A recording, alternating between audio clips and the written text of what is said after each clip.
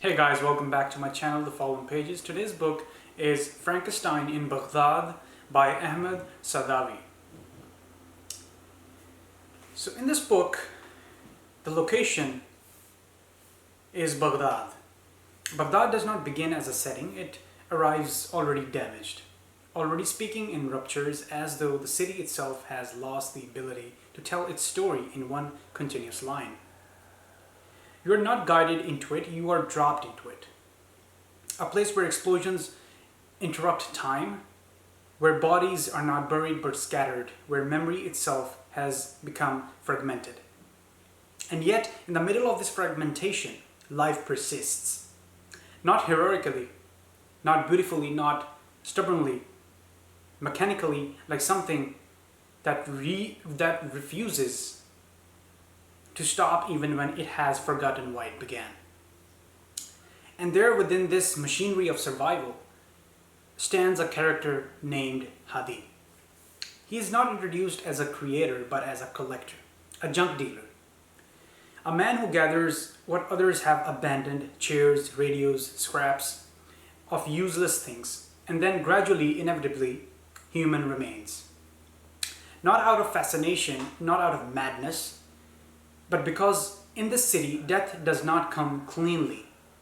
It tears, it disperses, it leaves behind pieces that no longer belong to a whole.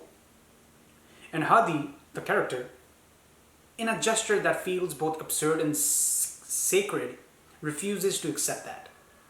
He begins to stitch them together. Not to play God, that would imply ambition. This is something quieter, something almost ashamed of itself. He assembles a body because he believes, perhaps naively, perhaps profoundly, that every human being deserves to be buried whole. That dignity, even after death, must be reconstructed if it has been destroyed. He says that I made it so it wouldn't be treated like trash. He's talking about the Frankenstein. The sentence lingers, it is defensive, almost apologetic, as though he himself is unsure whether that he has done is noble or malevolent. And then something enters, a soul enters that being that he has made, Frankenstein. Hasib Mohammed Jafar, a young man killed in an explosion, finds himself without a body. His existence is unresolved, suspended, and in that suspension, his soul, if we allow the language of the novel to guide us, searches for a vessel, something to inhabit, something to complete the unfinished. And it finds Hadi's creation, which is the Frankenstein monster. A body without identity, a form waiting for meaning, and so the soul enters, and what was assembled in grief becomes animated by purpose.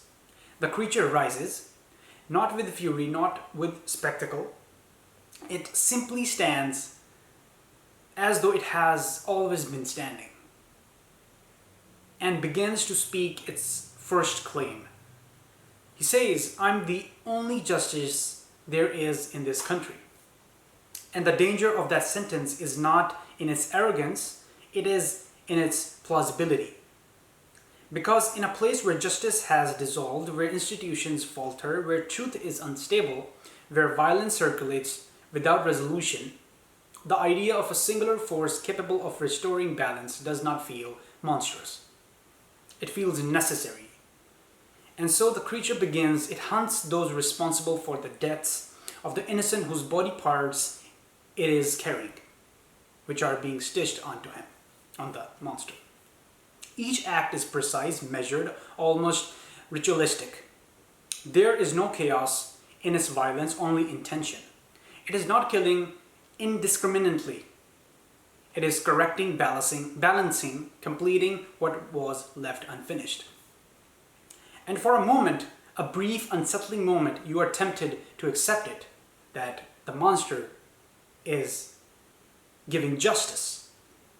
But justice without mercy is not justice. It is something colder, and that coldness begins to spread.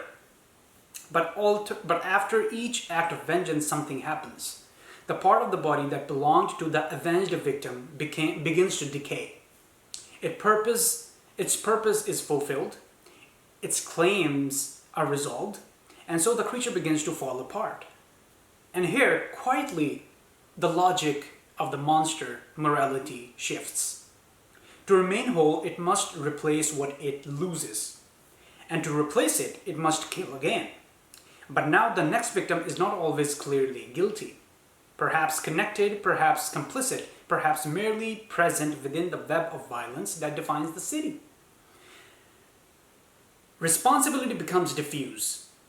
Boundaries dissolve and the creature adapts because it must, because survival demands it. And in that demand, morality bends, then stretches, then breaks. A famous quote is, "He who fights monsters must be cautious that he himself doesn't become the monster." Nietzsche. This sentence hangs in the air in the book, unfinished because here it is not a metaphor. The transformation is not symbolic, it's anatomical. The creature becomes what it consumes, part by part, act by act, until its original purpose is no longer distinguishable from its ongoing necessity. Here Nietzsche does not need to be coded, he is already present. And Freud, too, is there observing their repetition. The cycle that cannot stop itself. The compulsion to reenact violence not as choice but as inevitability.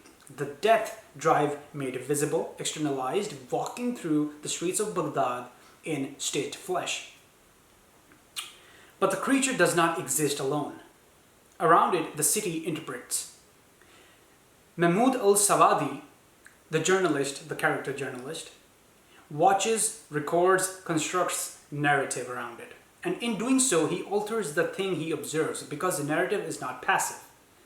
It selects, it emphasizes, it distorts, it transforms events into meaning and meaning into something that can be circulated, consumed, and believed. People see what they want to see. The line arrives without emphasis, but it destabilizes everything. Because now the creature is no longer singular. It becomes multiple.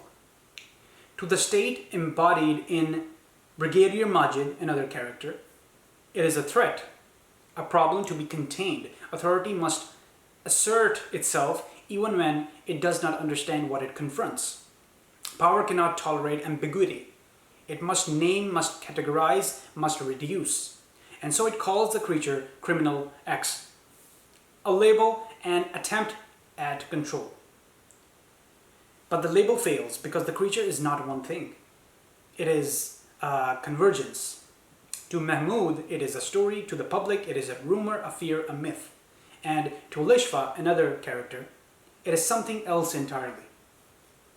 A mother suspended in grief, refusing the finality of loss, her son Daniel, is gone, but does not accept his absence. And when she sees the creature, the monster, the Frankenstein, she does not see its form. She sees her son returned, not symbolically, but literally. And here the novel slips into something profoundly theological. Because in the Abrahamic traditions, Islam, Christianity, and Judaism, resurrection is sacred. It belongs to God. It is ordered purposefully, meaningfully. But this is resurrection without divinity. Without mercy, without redemption, and yet Lishfa believes, because belief is not always about truth. Sometimes it is about survival. And her belief transforms the creature, the monster, at least in our eyes, into something it is not. And Jung would recognize this immediately, projection. The psyche externalizing its deepest need, the creature, the monster composed of fragments, becomes the perfect vessel for such projection. It contains no stable identity of its own, it absorbs. And so it becomes the shadow, not of an individual, but of a city, of a culture, of a tradition, of a moment in history where violence has accumulated beyond the capacity to process it. Now, on the other hand, Eric Newman, would push further. This is not merely the shadow emerging. This is the fragmentation of the collective self, a body that cannot maintain coherence because its parts are in conflict, fighting each other. Innocent and guilty, victim and perpetrator all stays together without resolution. And still the creature, the monster, continues, replacing parts, shifting identity until the ship of Theseus' problem, ceases to be philosophical and becomes visceral. What remains of the original? If every part has been replaced, what is it now? And more dangerously, what is it responsible for? What is its purpose now? Dostoevsky lingers here in this moment, in the moral ambiguity, because no one in this narrative is entirely innocent. No one entirely is guilty, and yet punishment persists. Violence continues to justify itself. And in the background, almost invisibly, Pavlov's logic unfolds. The conditioning of a population, explosion, fear, adaptation, repetition, until the extraordinary becomes ordinary. And the moral shock that might have interrupted the cycle dissolves.